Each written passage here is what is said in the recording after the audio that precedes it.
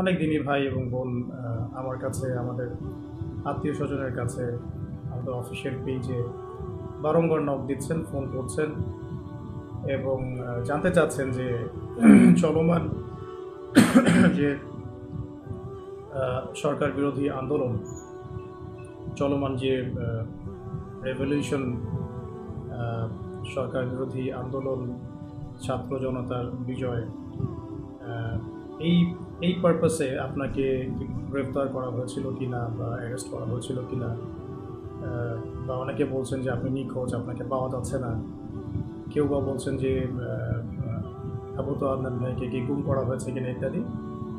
তো এই বিষয়টা নিয়ে অনলাইনে আমরা ব্যাক টু ব্যাক দুটা বিবৃতি দিয়েছিলাম। তারপরেও যখন বিষয়টা থামছে না, সে কারণে আমি বাধ্য হয়েই লাইভে আসতে হলো। কারণ বুঝতে পারছিলাম যে আমি সরাসরি না বললে আপনাদের বিশ্বাস হচ্ছে না যে আসল সত্যটা কী। তো খুব সংক্ষিপ্ত করে শেষ করে দিই।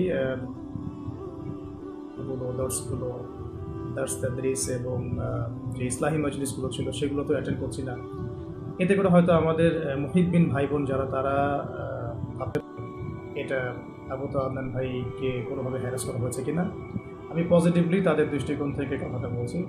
তো তাদের জন্য মেসেজটা হচ্ছে এই যে, প্রিয় ভাই ও বোনেরা, আমি আসলে ব্যক্তিগতভাবে লাস্ট 1 থেকে 1.5 বছর ধরে দিনী ইলম এবং উচ্চতর ইসলামী পড়াশোনা এবং গবেষণা দুটোতে এত বেশি ব্যস্ত আছি যে এই ব্যস্ততার কারণে আমি কোনো মাহফিল অ্যাটেন্ড করছি না।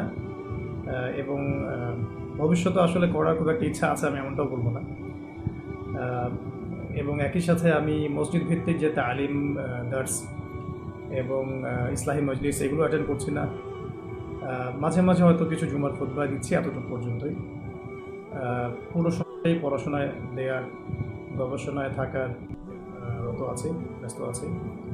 এবং বড়েন উলামায়ে কেরামদের সোহবতে থেকে আরও গভীর ইলম অর্জন করে দিনের জন্যে, উম্মার জন্যে, জাতির জন্যে ভালো কিছু দেওয়ার চেষ্টাতেই আমি ব্যস্ত আছি।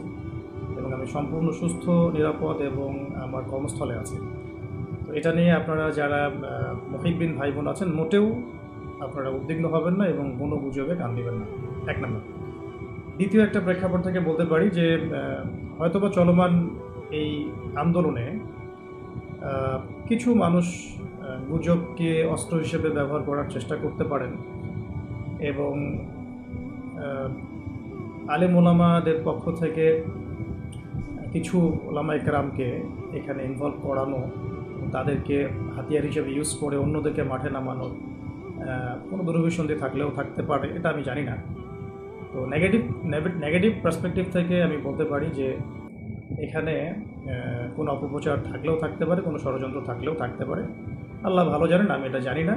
তবে তাদের প্রতি আমার একটা নসিহত থাকবে, যদি কেউ ইচ্ছাকৃতভাবে এরকম গুজব রটিয়ে থাকেন, না জেনে, না যাচাই করে, না বুঝে বা কোনো রকম দলিল প্রমাণ ছাড়াই অহেতুক যদি এটা ছড়িয়ে থাকেন, তাদের জন্য আমার জাস্ট একটা হাদিস আমি নসিহত করবো আপনাদেরকে। নবী করিম সাল্লাল্লাহু আলাইহি ওয়াসাল্লাম বলেছেন যে, কাফা বিল মারই কাযিবান ওয়া হুয়া ইয়াকুল কুল্লামা সামিআ। নবী সাল্লাল্লাহু আলাইহি ওয়াসাল্লাম বলেছেন, একজন ব্যক্তির মিথ্যাবাদী হওয়ার জন্য এতটুকুই যথেষ্ট, সে যা শুনলো যাচাই বাছাই না করেই তা প্রচার করল। সূরা হুজুরাত যদি আপনারা পড়েন, সেখানেও একটা আয়াত দেখতে পারবেন। আল্লাহ রাব্বুল আলামিন বলেছেন যে, ইয়া আইয়ুহাল্লাযীনা আমানু, হে মুমিনগণ, ইন জাআকুম ফাসিকুম বিনাবাইন ফাতাবায়ানু, কোনো ফাসিক পাপাচারী ব্যক্তি যদি তোমাদের কাছে কোনো সংবাদ নিয়ে আসে, তোমরা সেই সংবাদটাকে বিশ্বাস করার আগে অবশ্যই যাচাই বাছাই করবে। অন্যথায় আন তুসিবু কওমান বিজাহালাতিন ফাতুসবিহু আলা মা ফাআলতুম নাদিমিন, অন্যথায় এমন যেন না হয় যে তোমরা সেই কথাকে বিশ্বাস করে এমন কোনো পদক্ষেপ নিয়ে ফেললে যার ফলশ্রুতিতে তোমাদেরকে পরে অনুতপ্ত হতে হবে।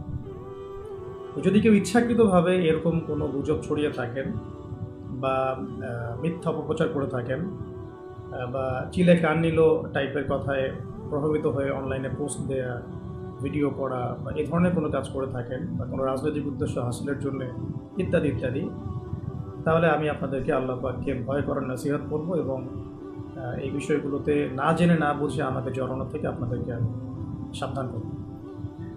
আর আমার মুহিব্বিন ভাই বোন যারা যারা আমাদেরকে মহব্বত করেন, যারা আমাদেরকে দীর্ঘদিন অনলাইনে দেখছেন না, এই জন্য হয়তো পেরেশান হয়েছে, তাদের জন্য আমি শুধু এতটুকু বলতে চাই যে আমি সুস্থতার সাথে, নিরাপত্তার সাথে দিনী ইলম অর্জনের গভীর পড়াশোনায় এবং গবেষণায় ব্যস্ত আছি। এই কারণে আমি এখন কোনো মাহফিল বা কোনো রকমের ইসলামী মজলিস বা ইত্যাদি সেমিনার সিম্পোজিয়ামে কোনো কিছু অ্যাটেন্ড করছি না। ইনশাআল্লাহ তাআলা অনেক অনেক দোয়া করবেন আমাদের জন্য, যাতে আমরা অনেক যোগ্যতা অর্জন করে এই জাতিকে দ্বীনি ইলমের ক্ষেত্রে অনেক খেদমত রেখে যেতে পারি এবং জাতিকে ভালো কিছু দিতে পারি। তো এতটুকুই বলার ছিল। আর বাকি যে বিষয়গুলো সেগুলো ইনশাআল্লাহ তাআলা অন্য কোনো সেশনে আপনাদের সাথে কথা হবে।